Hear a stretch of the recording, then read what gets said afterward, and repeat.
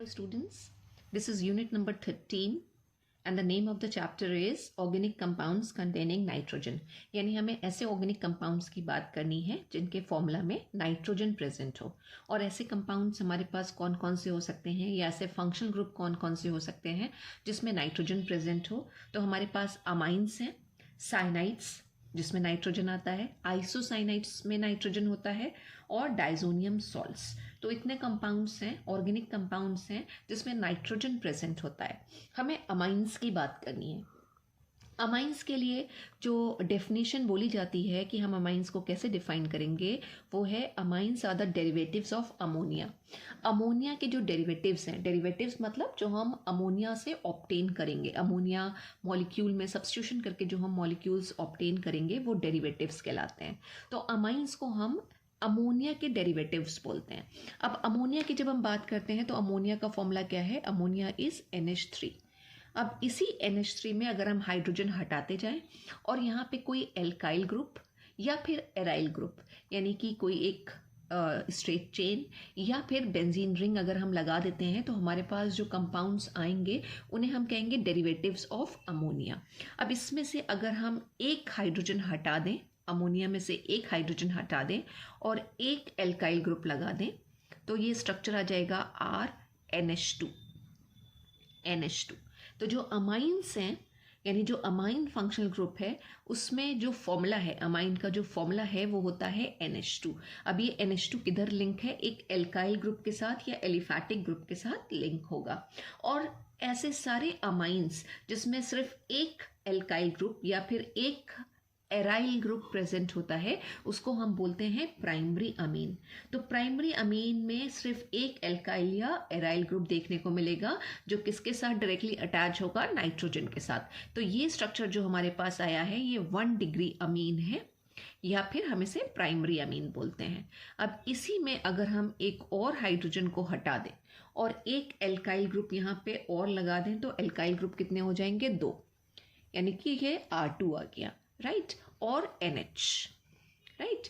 तो जो नाइट्रोजन है वो 2 एल्काइल ग्रुप के साथ कनेक्टेड होगा और जब 2 एल्काइल या एराइल दोनों में से कोई भी हो सकता है वो प्रेजेंट हो तो वो स्ट्रक्चर होता है सेकेंडरी अमीन का। और इसी तरह इसमें अगर फर्दर सब्स्टिट्यूशन हो रहा है, हाइड्रोजन हट रहा है और +R यानी कि एल्काइल या एराइल ग्रुप आ रहा है तो हमारे पास जो स्ट्रक्चर होगा उसको अगर हम यहाँ पे बना लें तो कुछ ये स्ट्रक्चर आएगा।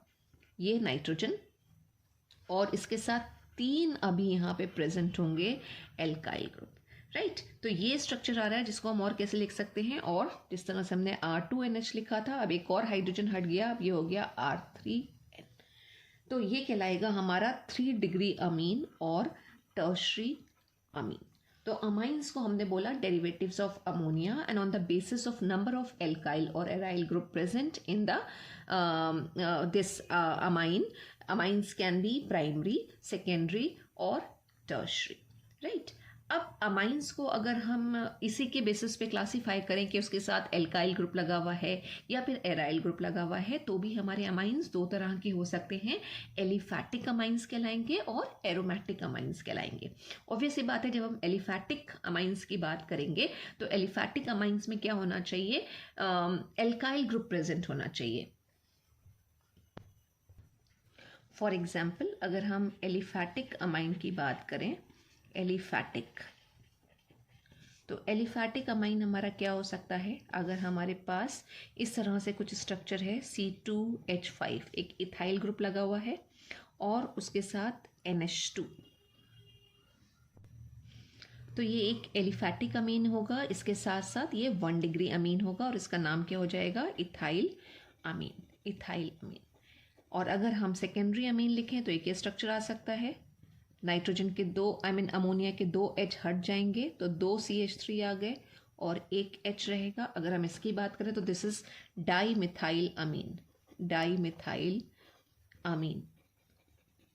और अगर रिमेनिंग एक H हम और हटा दें तो कुछ ये स्ट्रक्चर आ जाएगा,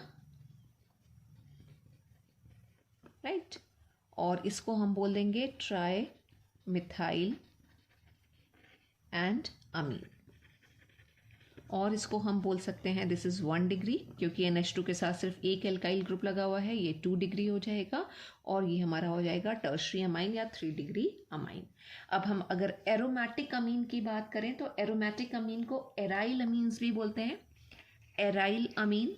और एराइल अमीन में क्या होगा, एलिफैटिक ग्रुप की जगह पे यहाँ पे एरोमेटिक रिंग प्रेजेंट होगी, या फिर इसको हम बोलते हैं एराइल अमीन को न्यूक्लियस सब्स्टिट्यूटेड अमाइंस ऑल्सो, जिसमें से जो चीफ या कई बार जिसका रिएक्शंस में बार बार बात हुई है वो है एनिलिन, यानी एरोमेटिक रिंग के साथ ये NH2 लगा हुआ है, तो एक तो ये प्राइमरी अमीन है हमारा, और इसको हम बोलेंगे ये एनिलिन है।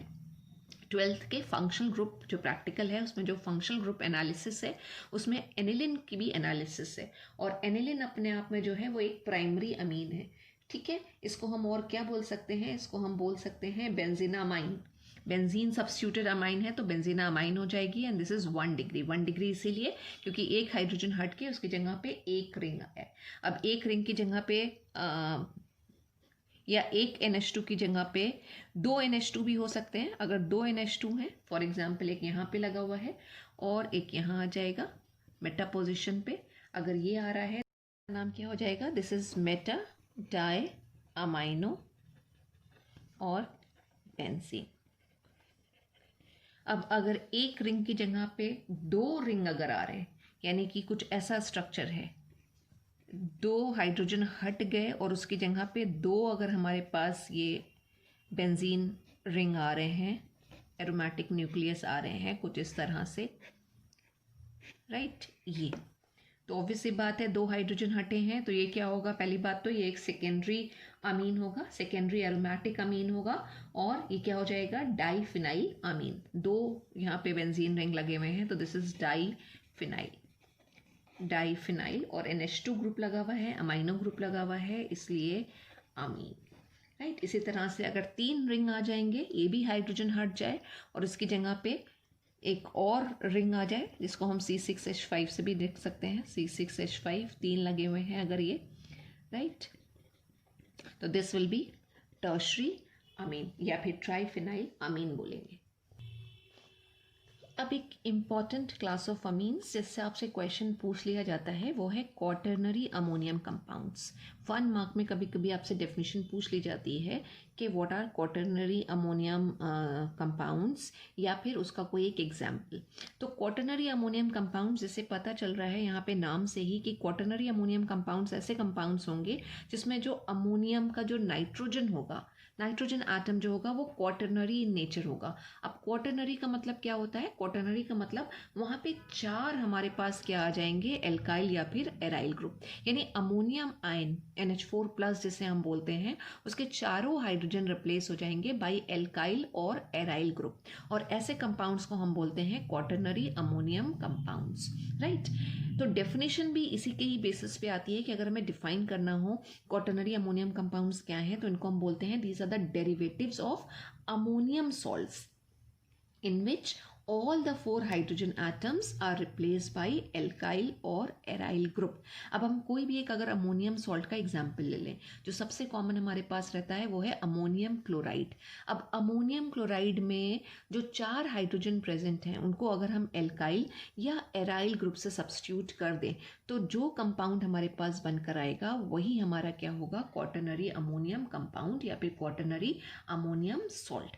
फॉर एग्जाम्पल, या फिर हम अगर इसके लिए एक रिएक्शन की बात करें तो हम किस तरह से रिएक्शन लिख सकते हैं, हमने कहा these are the derivatives of ammonium salt. तो हम एक कोई अमोनियम सॉल्ट ले लें और अमोनियम के हैलाइड जो हैं वो सबसे ज़्यादा कॉमन है, तो अगर हमने ले लिया अमोनियम तो अमोनियम का फॉर्मूला होता है NH4 प्लस, ये अमोनियम आयन है, और इसके साथ कोई भी हम एक हैलाइड आयन लगा लें तो ये हो गए हमारे अमोनियम हैलाइड, राइट, जैसे NH4Cl, NH4I, ये सारे के सारे होंगे हमारे अमोनियम सॉल्ट्स।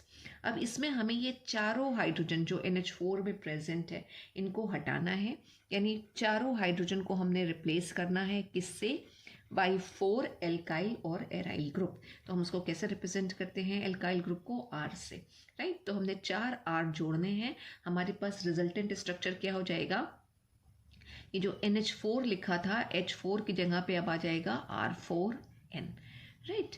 और जैसे प्लस हमने लगाया था यानी केटायन बनाया था वैसे ही केटायन बनेगा और ये आ जाएगा हमारा हैलाइड आयन। ठीक है, इसका एग्जाम्पल अगर हम लिखें तो यहाँ पे एग्जाम्पल क्या हो सकता है, CH3 अगर हमने लगा रखा है, 4 CH3 लगे हुए हैं, राइट, ये 4 CH3 आ रहे हैं,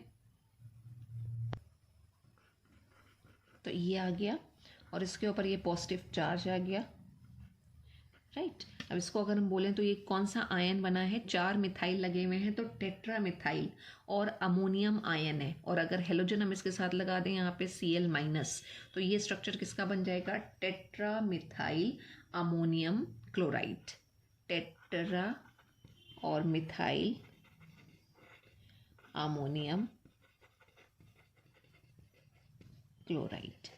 तो एक सॉल्ट आप याद रखिए, ये सॉल्ट आप याद रख सकते हैं, टेट्रामिथाइल अमोनियम क्लोराइड, जिसको हम और कैसे लिख सकते हैं, CH3 4 बार आ रहा है और आ रहा है N एंड देन प्लस और Cl माइनस, और यही अगर यहाँ पे Br माइनस होता, ब्रोमाइड लगा होता तो टेट्रामिथाइल अमोनियम ब्रोमाइड हो जाता, और अगर OH माइनस लगा होता तो हम उसको बोलते हैं टेट्रामिथाइल अमोनियम हाइड्रोक्साइड, राइट। लिख देते हैं उसको भी यहाँ पे, CH3 4 टाइम्स आ रहा है और N प्लस और हाइड्रोक्सिल आयन है OH माइनस, तो ये हो जाएगा टेट्रामिथाइल ammonium hydroxide. So this is the introduction of amines. Thank you so much, students.